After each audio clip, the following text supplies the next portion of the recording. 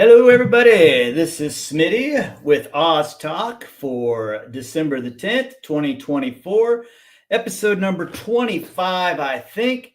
Got a fun show tonight. We got Ronnie coming in from St. Louis. We've got this year's KDJ champion, Tate Galloway, joining us. We really don't have a plan. We're just going to let it fly and see what happens. Let me bring in my main man, Ronaldo. Ronnie, what's happening, dude? Yo, what's up, buddy? It's been too long. Yeah, we missed last month. Last month was going to be a banger. We had it all planned out that I was going to take all my equipment and we were going to set up at the awards banquet at the KDJ and just catch people as they were coming through and getting their awards and kind of share that whole experience with the viewers. I was really looking forward to it, but then my gallbladder said, "You're not doing anything, pal," and Yeah, that was took me gonna out. be a good time. Yeah, it was. We were all worried about you. We're glad you're feeling better, man. Oh man, I'm feeling heck good, and my disc golf game's not really good, but my body's good, so that's really what matters. So Kevin Newfeld, go Ducks. That's right, buddy. Go Ducks. you witnessed a pretty fantastical round.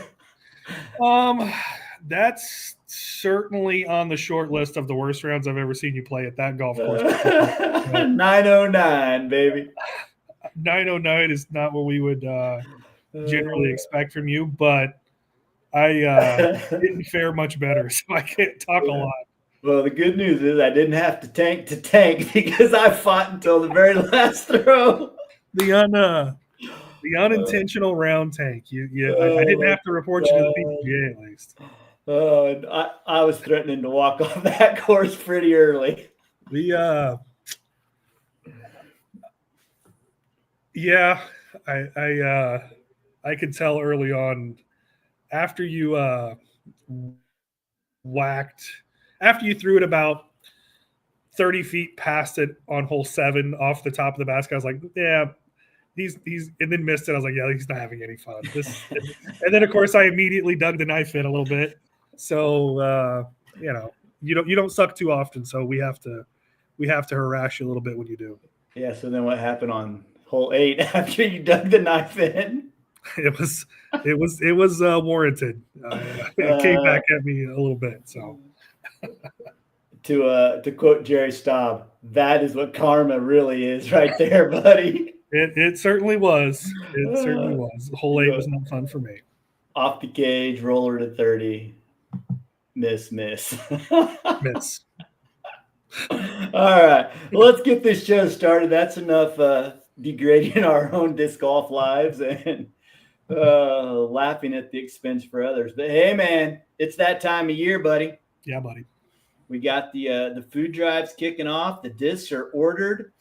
It sounds like the main stamp guy there at Innova had a little bit of a family issue go on, and we got the Christmas break coming in. Obviously, they're not going to work over the holidays, but Brandon is pretty sure that we're still going to get the discs in time for the first food drive on December the 28th here in Wichita. But let's just take a second and let's look at some of these sponsors.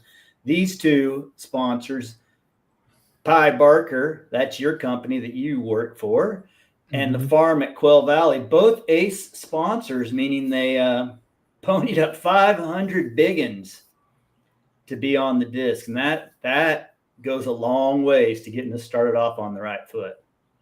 Yeah, man. I'll just, for those of us that we're happy to do this again. This is our second year doing that. Couldn't be happier to be part of it. Yeah, it's gonna be good. So let's look at our a few of our birdie and other sponsors that we have here. Not gonna read them all out, but you can see that discs 3 and 4 are just loaded with sponsors. There's 7 sponsors on each disc, plus it's hard to see on here probably for the people at home, but all the little names around them are also sponsors at $50. It costs $100 to get a logo and then $50 to get your name. So yeah, very cool, man. So Yeah, look at all those. That's A lot of people who are on there every single year. All these major or birdie sponsors are all return except for Joe Montiel and his photography business and over his 34th State Media, but that's a new one. But all the rest of these have returned this year after being on the disc last year. So, and here's disc 1 and 2. Once again, 2 new birdie sponsors. We've got the Beatrice family, which is over there at the bottom of disc 2. It's kind of hard to see on the small picture. And then Salina Holmes, who is my mom and her boyfriend Roger. They're in Salina. They wanted in on it this year. They've done 50 in the past, but they went ahead and got a logo on it this year, and he's pretty excited about it. I've already had a call. Hey man, make sure you get me one of those Frisbees. So love seeing it, man. These are all, thank you to everybody. And awesome logo. Everybody's got such awesome logos, man. Yeah. My favorite one's right there in the middle of disc 2. The old Wample logo. Yeah, we kicked in the Wample group kicked in $100 this year again. I'm glad, and that's awesome. I mean, we end up so much better that those extra funds that we have go to something like the food drive rather than us pigging out or acting stupid somewhere or something. Yeah, I know I speak for all the Wample guys that we love that we get to be a part of this. Yeah, I think it's a pretty cool thing that we do there. So I don't even know if I asked this year. I think I just did it. And then there's one last disc. So I don't know if you were counting, but that was 5 discs with multiple logos on it. And all of these are return. Farm Path there missed last year, but they're back on it on 2 discs plus the $500 sponsorship. So they're all in. Yeah, I see Foxdale Farm. That's a new one. That's was Cooper on there before? Yeah, he was on there last year. He's been on there before. That's awesome. Yeah, yeah, that's great. Yep. The Mace Man. That's maybe my favorite logo of all time. It's pretty good, man. It's pretty iconic in the sport. Yeah, it's a good one. So right on. So there's all of our sponsors, and this is the schedule. It is up to date as yesterday. They added somebody to it. I don't want to know how to do this side of the schedule, so I don't even ask. But you can see many weekends in January just jam-packed and some doubling up. We got Concordia and Miltonville both and Chapman all on the same weekend. And it doesn't stop in February. It goes right through February all the way to March 1st for Pratt. So we got a bunch. Is there any more yet to come still? The window's open. People can go to the KDGA Facebook page. Craig has shared a Google form where you can request your day, and we'll take them as long as we can get them up until we tried to cut it off at the last weekend of February, but these guys really wanted to go the first weekend of March. So we, big deal extending it one more week, but we won't go past March the 1st here. And we said last year we were going to get on the ball and get it started early so we could have them through December, but you know how life goes. You get busy with things, you forget what you're going to do, and you run out of time. And classic Mace Man and Smitty crunching at the last minute, trying to get the art sent off in the disc back. So, but it was great this year. Craig Winters kind of took over and started collecting the funds and keeping track of that. That took that off of my plate. So I was glad to be rid of that for this year. So yeah, I noticed him with some group messages and marketing it out to folks. So I'm glad sounds like the sponsorships went really well, which is going to help us, get the Frisbees a little bit cheaper and be able to put, a lot more of that money back. So that's right. That's right. And just watch your local pages and your local groups. Look for events to pop up in your area. The entry fee is generally $30. And the way the food drives work is the KDJ supplies the event coordinator with as many discs as they think they will need. The event coordinator can use those Frisbees and pay the KDJ that discounted fee that we just talked about. Last year, it was as low as $5, I think, for a disc, which is incredibly cheap. And after that $5 is taken out of your entry, the other 25 goes off to the food charity of the event coordinator's choice. So we can raise a lot of money and play disc golf, and everybody goes home with the disc. And I mean, $30 for a disc is $10 more than you normally pay. So yeah, I mean it's and you get a day, depending on the format that they use, you may get a whole day disc golf. It's usually going to be a fun, they come up with fun formats here and there. I know you and I got to take the money to the Kansas Food Bank last year after our food drive, and that was awesome. We took them a pretty good sized check. I don't remember what it was. We ended up writing them, but it was $4,360. $4,360 from what was raised at our event there in Wichita last year. And there was a lot of large events, and what we raised, $30,000 or something in total. Yeah, over 30. So I mean, it's pretty wild stuff, and yeah, it stays right there in the local communities. The TD gets to the event coordinator gets to choose what the local charity is, and I think that provides an even greater impact. Yeah, my favorite part of the whole thing is just going to these events, and they're just for fun. They're not for competition. And, well, they're still for competition. Everything's for competition. We're still competing. But you get to go, and a lot of times, like you said, they'll do a fun format or play an alternate course or a different course. A couple of my favorites, I love going to Winfield when things line up, and I can play at Island Park, and I love going to Pratt and playing at Lemon Park. So they're all East Inman, not West Inman. Yeah, that thing, boy, they get a lot of people there, and that's a small little park. So it's fun, man. Like I said, the first time I played there, I was really skeptical playing in groups of 9 or 10 or whatever it was. I was like, oh my gosh, this is gonna be painful, and it was definitely the most fun I've ever had playing in a Tensum. So it was a great time, man. You got to play with, the format was fun. I got to play with, the widest range of people ever, right? From Dennis Vashholtz all the way to Kevin Neufeld. Central Inman. Oh, sorry. My apologies to the folks in East Inman. There's been many a turf war fought on that disc golf course. All right, let's bring in our guy, our man of the hour, the KDJ points champion for 2024. Let's see if we can get him in here.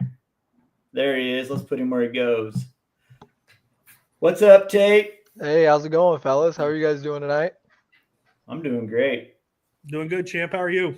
Oh, doing mighty fine. Got off work early today and was stoked once Smitty messaged me the other day about this, so I'm ready for tonight. It's going to be a good time. Man, you've earned it. It's kind of it's the third time now. Is this our third KDJ champ that we've had on? Is this our third champ that we've had on? Well, we had Schaefer for sure. We had Nate Taylor. Now we had Tate.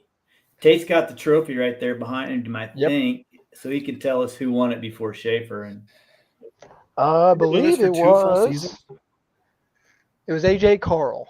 Yeah, we didn't have AJ, so I think Schaefer was like our right out of the gate, one of our first ones. So yeah, so we've been doing this for 2 full disc golf years now, haven't we? Pretty much, yeah. We started with Gerber and Facebook Live, and now we've got a sweet platform thanks to the KDGA. Yeah, I mean, this thing. Mm-hmm. If an idiot like me can run it, we know it's good. We got this great platform and 15 of our closest friends watching. Hey, man, I don't care how many watch. There's a lot of people that get to see it after the fact, man. And you know as well as I do. We go to these things and people mention it all the time.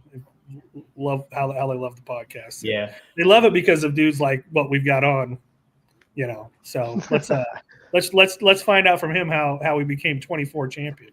All right. Hey, should I pull up that slide deck that Kevin made, and we can kind of go through that, and then we can just talk, see where it goes? Yeah, that'd be all fun. Right. Yeah, let's do that. So Kevin Neufeld put this together for Tate, and I think Tate may have shared it a few places, but let's just kind of flip through it. And Tate, I'll let you talk whatever you want, and we'll interject as we go. So sounds like a plan. First slide just looks like you playing at a few tournaments. What it looks like, DDO. Yeah, that was from back in 2023.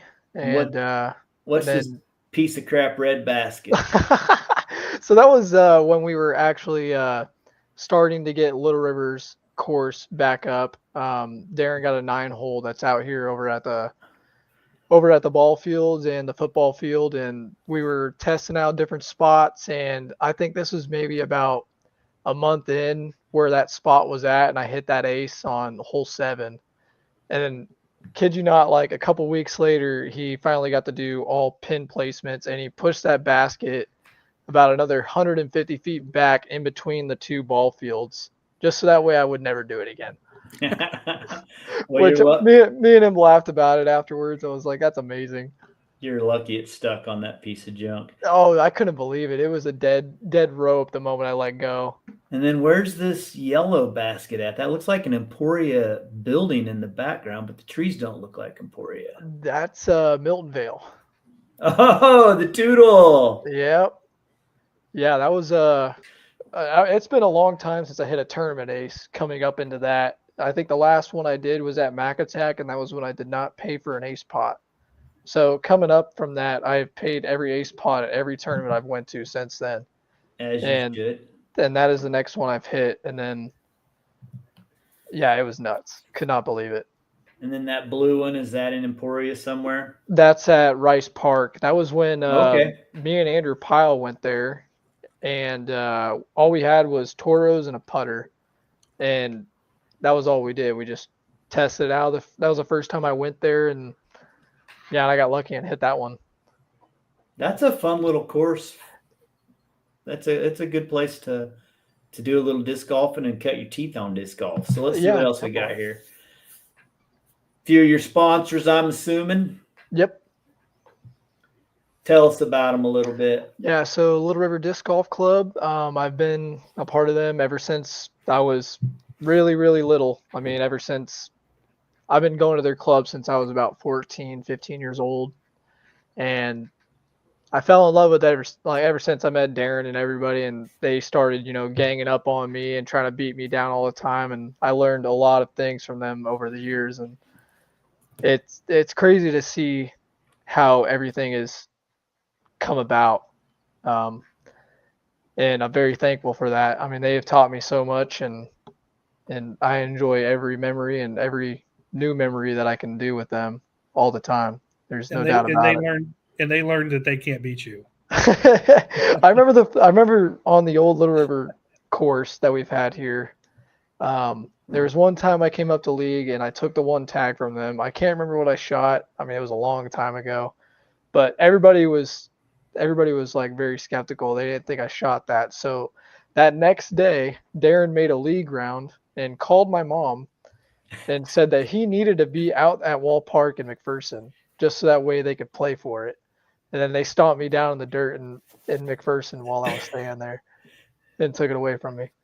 And so I think that's kind of like more of a reason why I love DB and all them, is that they always just try to give me a hard time, but they love being around me. So, I mean, it's very good. You guys got a really good group of dudes there, it seems like, from the outside looking in. Oh, yeah. I would say from the outside looking in, pretty much every other club is probably jealous of that club. We see what you guys, the camaraderie you guys have at all the events, and then obviously we know all of you, all the members. So, yeah, I mean, even some of the bigger clubs, a lot of them are. I mean, you even look now. There's a lot of clubs trying to emulate what you guys have done, what you guys have built there. So, yeah, who doesn't want to be part of the nice? Oh, yeah. Most definitely. And then you got Millennium there. That's your disc sponsor, right? Yep. And been with them for the past 2 years. Hopefully, going into the next year. I've been loving it ever since. I mean, I know that was one thing when I was growing up. Was once I got into disc golf after baseball, I was constantly watching videos of like all the old European Opens or Las Vegas Challenge. I mean, all that, and just seeing them play for a company that they love. And I was a big Innova fan back then. And I was like, man, one of these days I will have that under my belt. And then I want to get a disc that has my name on it. One of these days. And I remember the night after let's see, it was a couple nights after I got back from Las Vegas Challenge with Darren and them. I met Jeff Bradshaw. I met Dennis for the first time. I met Greg and Eli Smith. And then there were still a couple other guys that I met. I met Calvin for the first time while I was there. Greg Barsby, Philo Brothwaite. I mean, there was a whole lot going on while I was there.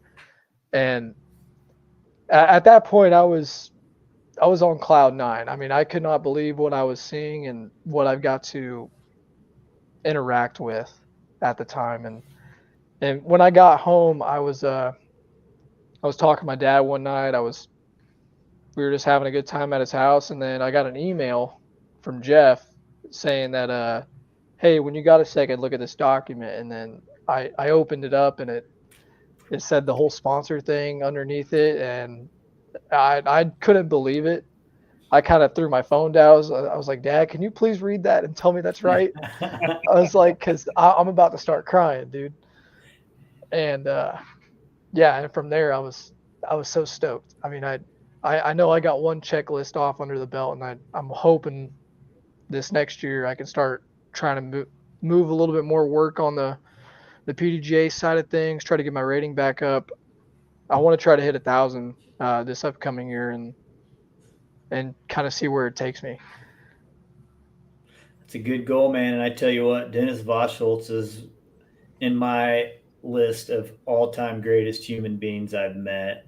When we had him on the show, that was one of my favorite interviews because he was so nervous. He was drinking whiskey.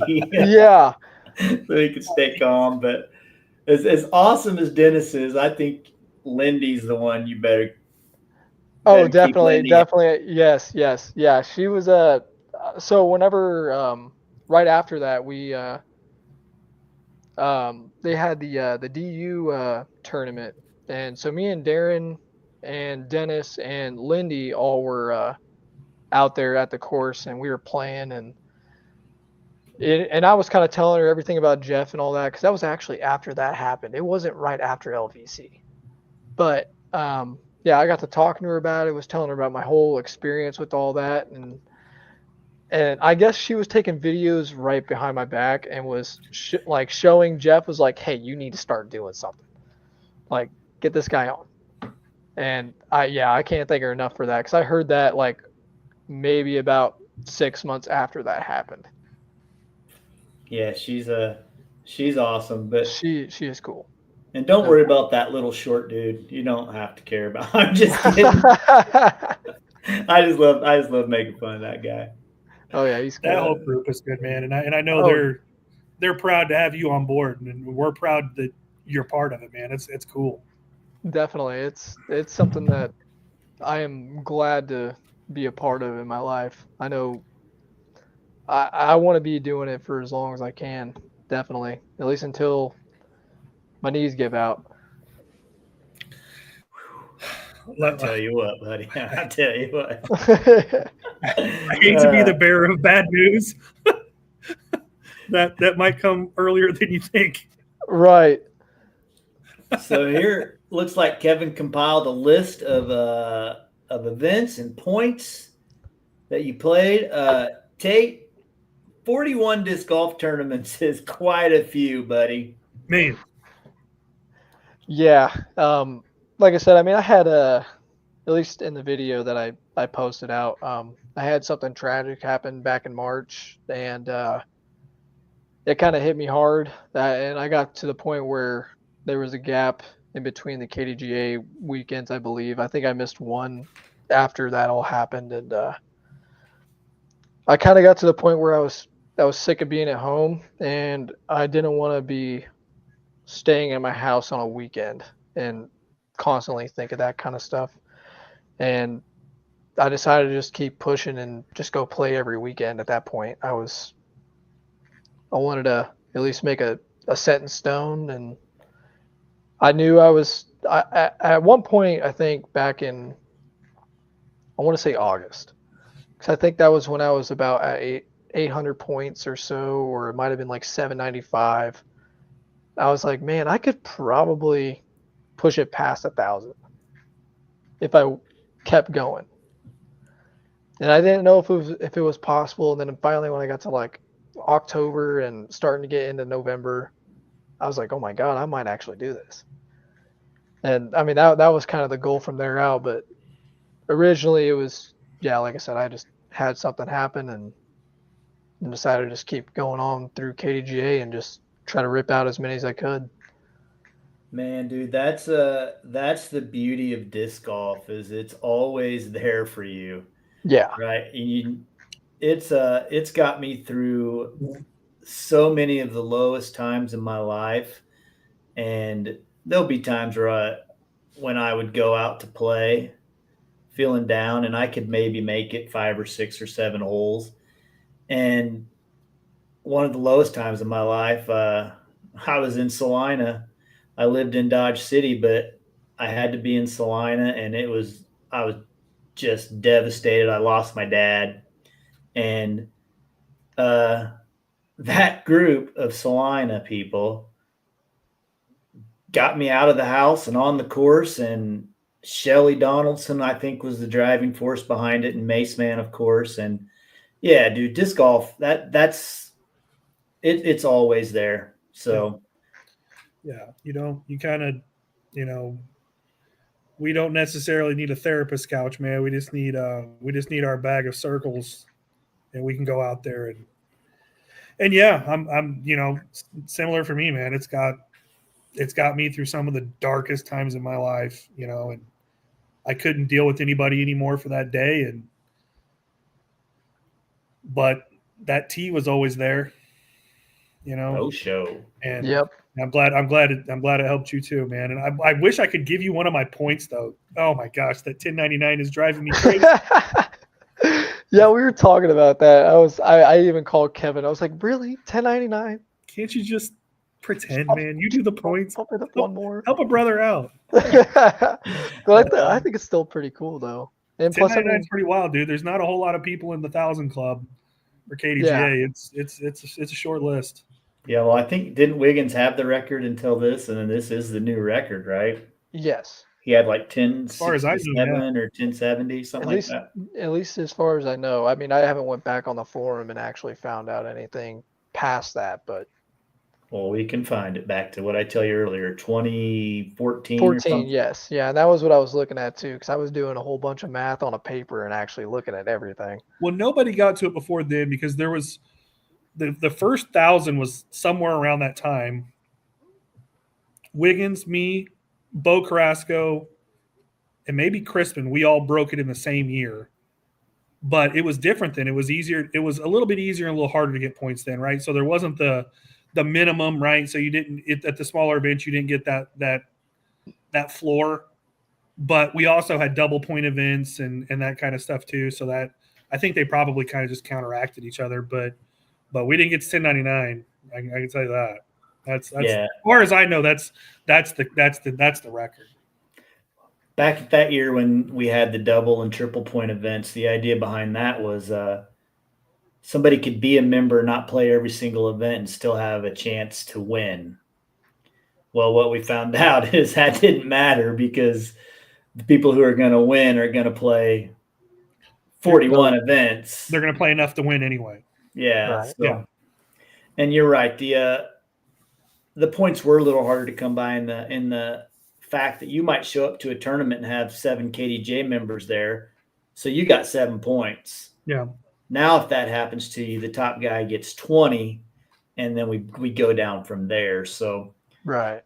They about even each other out probably. That 1099 is certainly the legitimate record, and it's undisputed, Oh yeah, the heavyweight champ of the world right there. Yeah, and we get some complaints about the points system and the way it works, but ultimately, I think the guys that play the most deserve to get in the finals and have a shot at winning, because if you're going to tournaments, if you're trying to win, that's what the tournament is for. Go to a big tournament, try to win it, get your payday, go on about your business. But I like the way the points work now. I do too. I think it's constructed well, man. It allows the guys who want to look. Schaefer showed that you can do it. Tate showed that you. I mean, if you commit and say, "Hey, man, I'm going to go do this," and it helps to play well, right? Too. It helps to be someone like Tate or Jordan or someone like that who is not only showing up to all these events, but they're playing well at all these events too. And now that's only that's the margin in which they won by, right? I mean, how much did Tate win? But you won by 300 points or something crazy. Yeah, I think it was. Yeah, I think it was either like 310 or 295. I can't quite. Look, Tate, yeah, he may have went to a lot of events, but he shredded a lot of events too. Yeah, Tate had 1099 and Schaefer had 819, so he flat walloped him. So, and then almost 300 points. Kevin's breaking down your tournament performance here. It looks like. Yep. Your number of wins, 68% podium finishes. And then what are we looking at over here? Oh, this is where you placed 1 through 15. And then over here is all your wins, second and third place, your podium finishes. So you had some wins there, dude. The Chappie Chuck, Concordia Crush, DU, that had to be a fun one. Ronnie's going to claim that he beat you there. Marquette Meltdown, Salt City Open, Santa Fe Trail Open. Hey, there's a lot of Darren Bottom events on this bad boy. There is. There is. Yeah. I will say probably, the best one, I would say the best two was this Unlimited Open and Salt City Open. This Unlimited Open was cool, and because I got to play with Ronnie's boys that day, and right off the rip, once we teed off on hole 1, we heard Ronnie aced over the water hole, and that was one of the coolest things. Like just hearing that, because that's nuts. I don't know if anybody's actually aced that hole before. Yeah, they haven't. It's just insane, because that was your starting hole too, right? Yeah, so I was actually late to the tee. So we were practicing, and I didn't realize we were that close. And I had like 4 frisbees. We were practicing on the hole right before that one, right? Right. Okay. I had like 4 frisbees to pick up. So I waddled my fat ass down there, to pick up my frisbees. And then I'm huffing it to the tee, and it's starting, and I'm just now showing up. I'm overweight and out of breath, and luckily I was the 4th one up, so I had time to at least regain consciousness from running over there, and just stepped right up and threw it right in the center. And that's so sick. And it started off a good day, right? For me, that was the 3rd consecutive time they're winning that event. I think you and I actually tied on total score. So Tate's wins legit. We'll give it to him. We'll give him an asterisk on that one, but no, I agree with you, dude. That DU win. I mean, if you look back at the people who have won that tournament over the last 34 years, whatever it was. I mean, there's been some who's who of Kansas disc golf that have won that tournament. So that you can throw that one, especially with it being Dennis and that for you. I mean, it's got to be all that more special. Oh, definitely. Yeah, because I mean, even Dennis even gave me a little disc that's up here on the wall that says that, and I told him that he had to sign it before he even gave it to me. But I mean, that's what it looks like.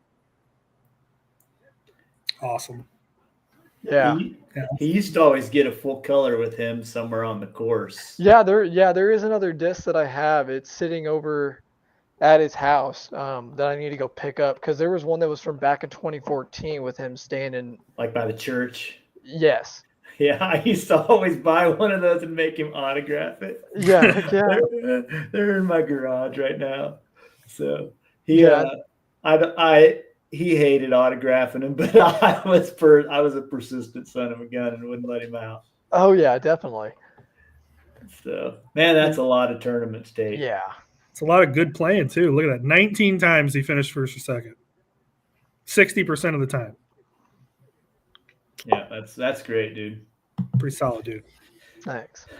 Now Kevin's putting your disc golf bank account on blast. For Yeah, no anybody kidding. that- when he was Kevin doing needs all to be those sponsored tags. by Microsoft. His Excel game is pretty substantial. The force is strong with this one. Yes. 32 tournaments, took home an average of $100 every weekend. That's not too bad, man. Yeah, it wasn't too bad at all. That'll buy like me and Smitty says, buy a lot of ice creams. Yeah, most definitely. Yeah, I mean, I can't even remember what tournament that was where I got 326 this year. It was probably DU. That was that's a It could have been. traditionally really good payday. Or Yeah. Hayes. I saw you had second at Hayes. That could Yeah, I have been did have 320. second at Hayes. That'd be a good one too. Second at Hayes, that's a good weekend. Yeah. Hayes was a good time. I had a 2-stroke lead going into the final round, and that was when the wind all came and it was cold that morning, and I decided to let go all the strokes that I had on the lead right off the first hole, and I just kind of let Nolan get ahead of me, and then I started kind of catching back up and trying to close the gap, and on the last 3 holes I just could not close it. It was Happens that way sometimes. Yeah. For every one of those, you end up finding there'll be one where you kind of came out of nowhere to get it. I can think of I can certainly remember more. I certainly remember the ones that I let get away more than the ones that came from nowhere. But right. yeah, you gotta those even out. Definitely. And then Kevin with just a wrap up of your KGA season. Heck yeah. Yeah, and honestly, I didn't think I was ever gonna push past the limit. I mean, I knew I had needed to have, at least on the last few events, I needed at least like 50 or 40 people just to show up, and then I knew I had it. But I mean, after Great Life, I think that was when I passed Ben Wiggins, and then I was like, holy crap, I did it. That's fun. And then at that point, I was like, all right, let's see if I can get to 1100. Man, Well, you failed there, you loser. I know. It's hashtag 2025 goals. Yes, most There definitely. you go. Not for this guy. I hit 1,000 one year. I will never hit 1,000 again. I can't. 41 tournaments is just That's- crazy. Yeah, and then there was a lot of league rounds I played this year. It was because before the whole KDGA thing, I wanted to beat Darren in points in the Little River League because nobody's ever done it, and I knew I probably had the best shot at doing it as long as I just kept going to every round he did and then just trying to beat him. And then I went on a vacation for a week. He had 3 league rounds that week, and he was already above me by like I think 37 points, and I was like, that's never gonna happen. So he's an animal. he is, dude. He loves playing some disc golf. That dude does not stop. He definitely does. Anytime I make it out there to Lions, we'll go. I'll get him out there. He'll make me go out there and play at least a couple holes. He knows I keep at least a couple frisbees in my car all the time. We got to go play a couple holes at the school. Yeah, definitely. Sorry, Man. boys. I'm home alone, and my dogs must have had a rabbit in the backyard because they needed out. We barely noticed you were gone, Smitty, to be perfectly honest. Oh, well, good. Good deal. So, and that's just Little River stuff, and then some pictures of Tate. So That's super cool. Kevin put that thing together Yeah, for man, you, that's dude. really cool. Yeah. Like I said, I mean, I messaged him and asked him, like after the whole KDGA finals things got done, and because I knew he was really good at like the whole Excel thing, but I thought he was just gonna do the KDGA stuff, not like everything else that was beyond that, which shocked the living crap out of me. And he was trying to say that it wasn't, he's like, I could do more, but I figured this would probably be good enough. And I was like, dude, this is way beyond par of what I even needed. Like you went above and beyond the spectrum that I thought you were gonna do.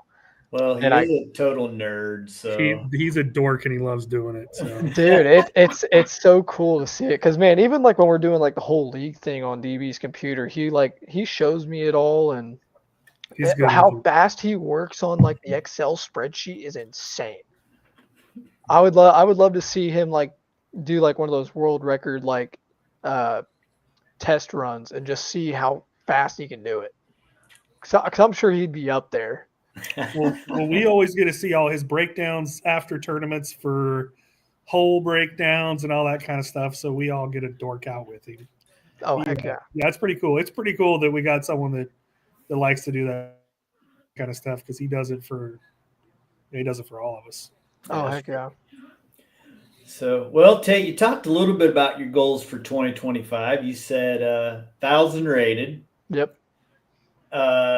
Probably win the points race again. I guess would maybe be a goal. Potentially. I mean, I definitely will be playing KDGA throughout the year. I know I definitely want to hit more PDGA stuff, or at least try to hit all the KDGA ones that are PDGA and try to play a lot better than I did this year. I know, like I said, I mean, Frontier was definitely one that I wish I would have won this year, but I messed up on that. And then Keeper and Doodah is definitely two of them that I know I play bad at, but I know this year was definitely the best year I've played there since I've been going there throughout my whole entire career. And I'm hoping to just keep trying to climb back up the ladder and just try to do better. And yeah, I mean, I know for sure the 1,000 rated is definitely the first one on the list. I want that to happen, and then from there we'll just see. I mean, if I'm still leading points by then, I may just try to do it again. What's your rating at as of today? Because 979.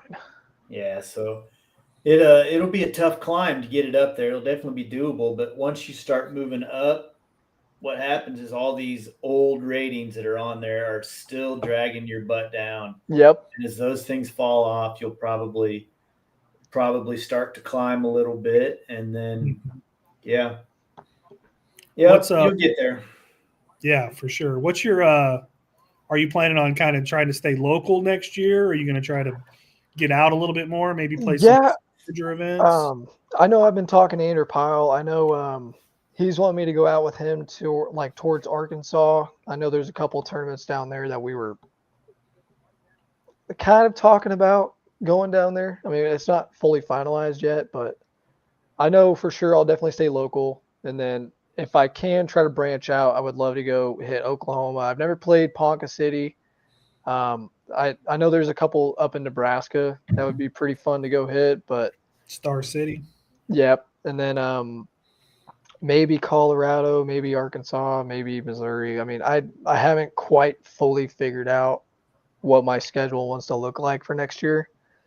But that big 18 in Denver, is that 303 or the 303 or whatever? That's a pretty big A tier out there. Yeah, that sounds about right. Yeah, because Discmania sponsors that, right? Mm-hmm. They might. They have in the past. Yeah. It would make sense. So, yeah, the hardest part about going to all these tournaments that you can't just go to and drive home is, man, you eat up your payout quickly. Yeah. Oh, definitely. Yeah. You might get a $500 paycheck for winning, but you're going to spend $800 getting there and staying and eating and getting home. So yeah. if you can find some buddies to go with or find some connections on the road to stay with, that'll save you tremendously. Or get a topper on your truck. Yep. Yeah. Drive that gas guzzler dog. Man, dude, that diesel has seen so much. I mean, I'm finally past 300,000 miles on that thing now, and I think before the season started this year, I think I was at like I want to say 280. So I mean, I drove quite a bit in that truck. I think I changed my oil about 10 times, and yeah, it was nuts. So, well, you can claim yourself as a business and start taking some deductions from that if you want. And uh, I wish that Bob Decker, I wish we could talk him into doing some of that for disc golfers, because I know there's what's his name, Charlie something. Oh, Hemstock? No, he's an Oklahoma guy, Okay. and he's an accountant, and he runs taxes for a lot of disc golfers. And I wish Bob would do that, but he had a no compete clause with his old company. So, but I know he retired, so maybe he will get into that a little bit. But that'd be great to be able to claim some of those losses. Right. Yeah, I mean, it's one of those deals where, and that is, you want to go travel, you want to go test yourself against the best competition and go out there where maybe if you want to, try to raise your rating and that kind of stuff, you're going to have a better opportunity to that at bigger events. But man, it is so hard to turn a profit. Yeah, definitely. You can play so well and literally lose money. And, nobody really wants to do that. I certainly don't. Part of the reason why I try to stay local, but it's fun. I mean, and like Smitty said, man, if you can get a group of dudes or something, one, it's makes it for a pretty fun time, and two, you got a better opportunity of maybe not losing your butt. Right. Yeah, losing out on all the cash you're potentially just wasting away. Yeah, I could have stayed home and played League and made more money. Right. Yeah, just taking all the DB's bucks. Yeah, definitely. Hey, man, it might feel better to take money from that chump. So, what other goals you got you want to share with us? Ooh.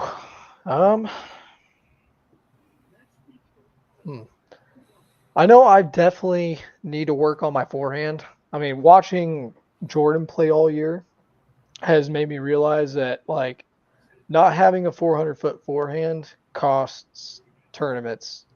Like there's no doubt about it. And I finally got myself back up to where I'm getting 350 consistently and 400 if I absolutely want to just fly off the tee pad. But I want to get it to where it's 400 consistently and easy. So I mean, I know that's definitely something that's on my target on doing, and then try to work on putting a little bit more. I know I started kind of slipping away on that toward the end of the year. So Well, that's wild. I consider you a fantastic putter. I mean, I kind of noticed that it was starting to drop there for a little bit, like right at the end, because I don't know. I knew I was making a lot more circle two putts, usually at least at every other tournament, but like at the last three, I wasn't making jack diddly squat. I know that. I know circle one I was doing pretty good, but circle two was starting to fall off, and it almost kind of felt like I was not fully there. So that's definitely something else that I need to work on. And I guess mental game's like another one. Cause I mean, once I get like let's say like a 2-stroke lead and I'm going into a final round, like the whole entire pressure is just like a bag of bricks just on my neck. And I'm like, I cannot let go. Yeah, I got news for you. It never goes away. It never does. And it's so hard to get rid of it. It's so hard to just get comfortable. That's part of the reason I think we play the game is because I like that feeling. I like the feeling of knowing that I have to execute this shot or Tate's going to get one on me. Yeah. Or Tate just did this. I got to match it, man, or I'm losing one. Right. And I love that. As far as the forehand, 400 is fantastic. 350 is very serviceable. I mean, that doofus above us has a solid 120 forehand, and he's in the running at a lot of tournaments, isn't he? Yeah, most definitely. So, and I think in Kansas you can probably get away with not having the forehand. You're not being forced to throw tight lines and whatnot. But like you said, if you can spin it both ways, uh, equally well, you're gonna be tough to beat. Look at Logan. Look at Nolan. They can both put it out there equally well with both Yep, spins. So most It definitely. just removes pressure, right? It Yeah, makes you know, like you're talking about mental game. When you can spin it both directions, it removes a lot of the guessing, a lot of the guesswork. Clarity, you know, clarity of thought is a lot easier to come by, and that's part of how you deal with pressure, right? A lot of the times that pressure gets to you when you start to have that doubt, like you're not fully committed to a shot or something like that. That's when that pressure will really, really, really seek in, but you've got plenty of game both directions, man. And yeah, I love that. I love that you're already proficient in that skill and still consider it one of the things that you need to work on, though, because you know all of us would love to have a forehand like Jordan or Smitty or Harpool or something like that. I mean, I never will. I couldn't have had it even if I had tried. It's just a throw that doesn't fit my. It just doesn't feel good to me. But all you guys are, yeah. I feel like I have to be perfect to be able to beat you guys because I don't have that skill. yeah, I totally understand that. I mean, that's how I feel. Like even when like back when Jordan was still in Hutch, like when we went and played Hutch at Orchard Park all the time.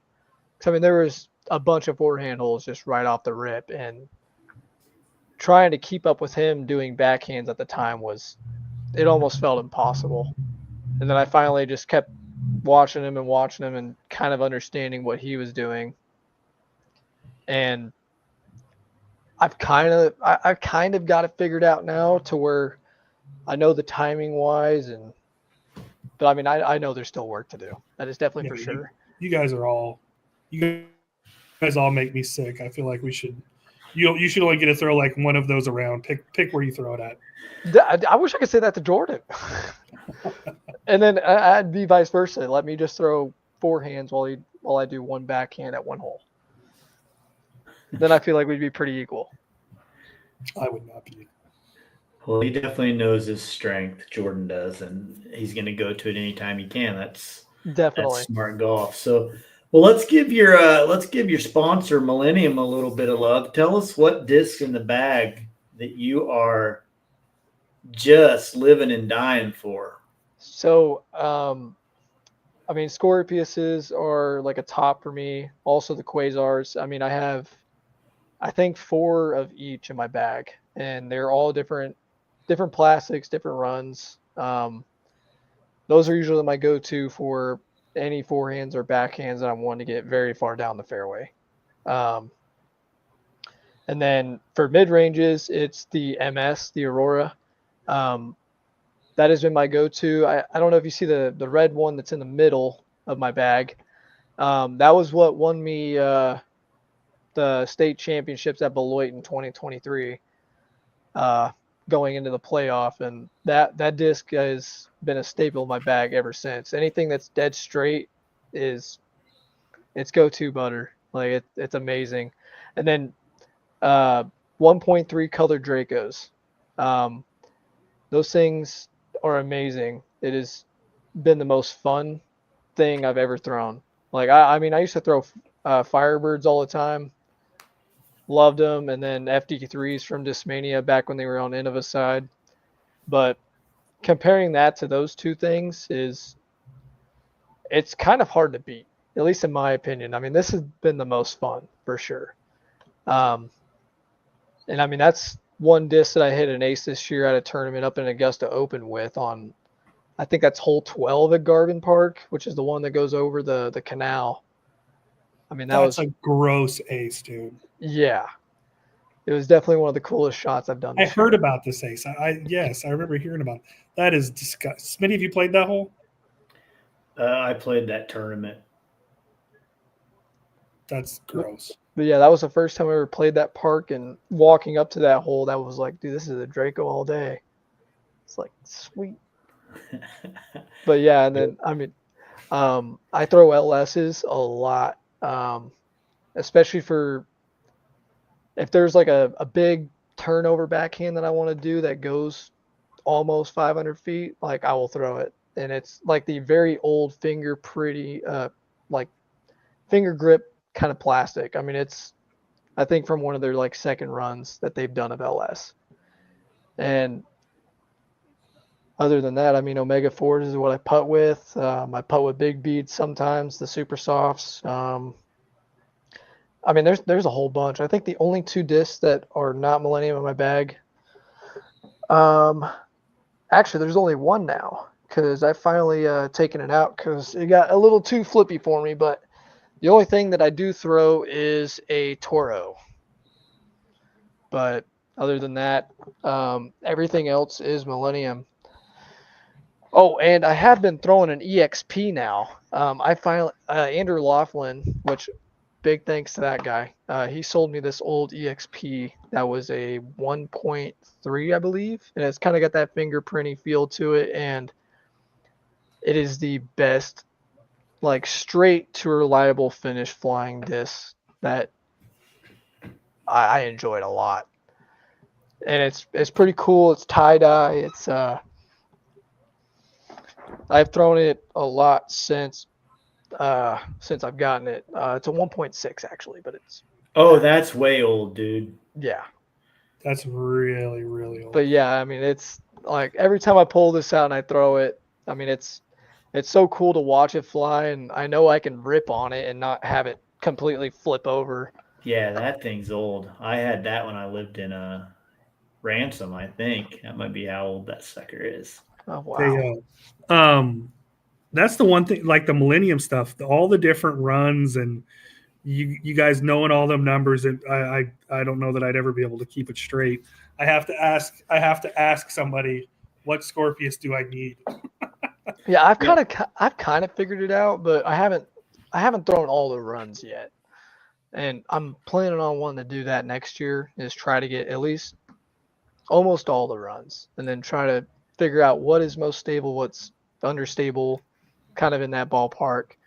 I mean, I know all the ones that I'm throwing right now is the new Helio Scorpius. There's the black and green and the red and white. I know the red and white's like the most stable. The black and green is like, if you want to pick up a Scorpius and know it flies like a destroyer, like that is in your ballpark. It won't change.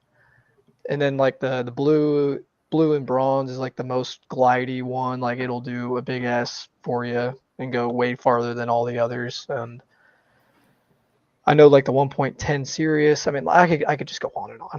I mean, well, I need a new one. So why don't you message me which one I need? Because that dude, I'll hook you up. I'll just bring one when we have the there you go. Dipkin deals, Attaboy.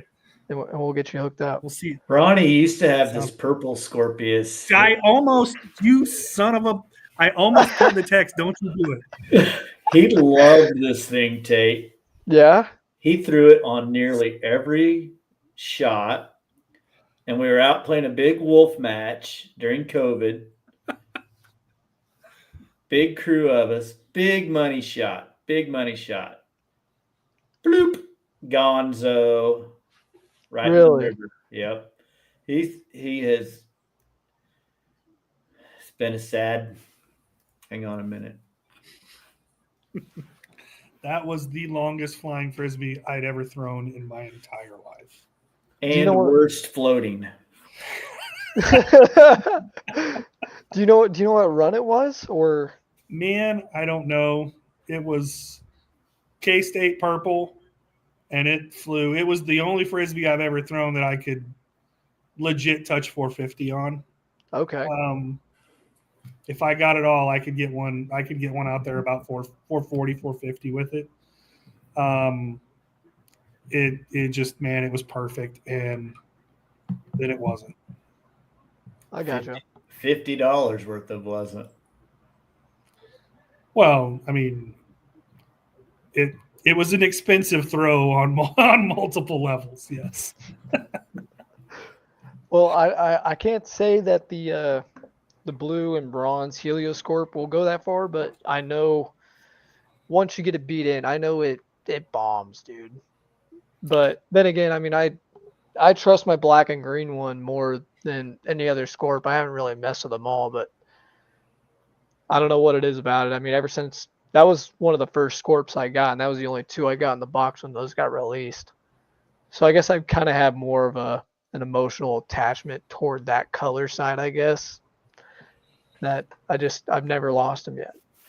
Well, Ronnie, we'll be placing an order here before next season, so Appreciate it. we'll get you hooked up with something. Definitely. Appreciate that. I know a guy. It's good to know a guy, I guess. You still have a few discs in your allotment, so Do those carry? I need to send an email to my sponsor and find out what about that kind of stuff. what else you have for him, Ronnie?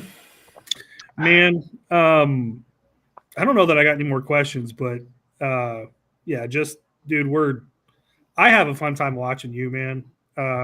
We got to play a few times this year, and it was a good time. So proud to have you as our now our KDGA champion, along with our 2023 state champion. So, short list of those people who have done both. It's not that many folks. So be proud of that, because we're certainly all of us in the KDGA are certainly proud of you for it.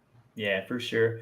And Tate, I always like seeing you out on the course and after the round. You're just, even if you're having what looks like a terrible round, you can't tell because you're just smiling and talking to everybody and having fun. And that's a fantastic skill to have. That's something that I do not possess. Neither one of these old guys are very good at that, but yeah. And I'll echo that with Smitty, man. It's hard to tell whether I think we played, what was it, maybe Doodah or something this year, and the first round you absolutely shredded, and the second round you really couldn't do much. The disposition after the round was exactly the same. Yeah. So that's cool, man. And yeah, it was fun. I'm glad we got to finally play a little bit this year. Yeah, me too, dude. It has been an amazing year. And yeah, and Smitty, thank you for all the kind words. I remember growing up, like you, Darren, and Duck. I looked up to you three when I first started because I knew you guys were the ones to try to play with and try to beat. And especially you. I knew I was trying to come after your back, at least after I started getting a little bit farther on distance. And I can't thank you guys enough. Right on. Well, hopefully you boys get a chance to play a little bit together this weekend. I know you're both right on the cut line for the Disc and Deals Wintertime Skins Challenge at Camp Hawk Disc Golf Course in Newton, Kansas. Heck yeah. I'm eager to get out there and teach these kids a lesson. Looks like a bunch of Last I looked, Tate, I think, had 12% of the vote, and Ronnie was 11%. So you guys are both, right there. There's 3 or 4 people that are right on there. So that'll be fun, and I'll get to do a little commentary on that after the fact. So I'm looking forward to that.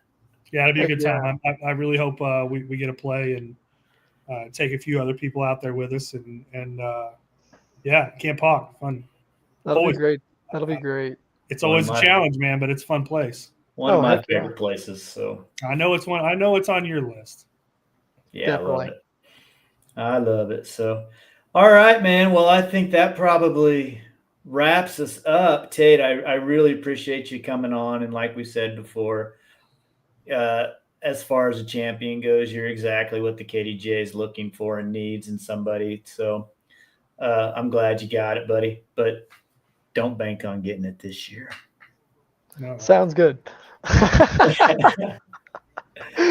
Thank you, guys. I appreciate it, everything, all the time and all the work, and I look forward to seeing you guys soon. Cool, man. Right. Later, everybody. See you guys. Peace out. He go.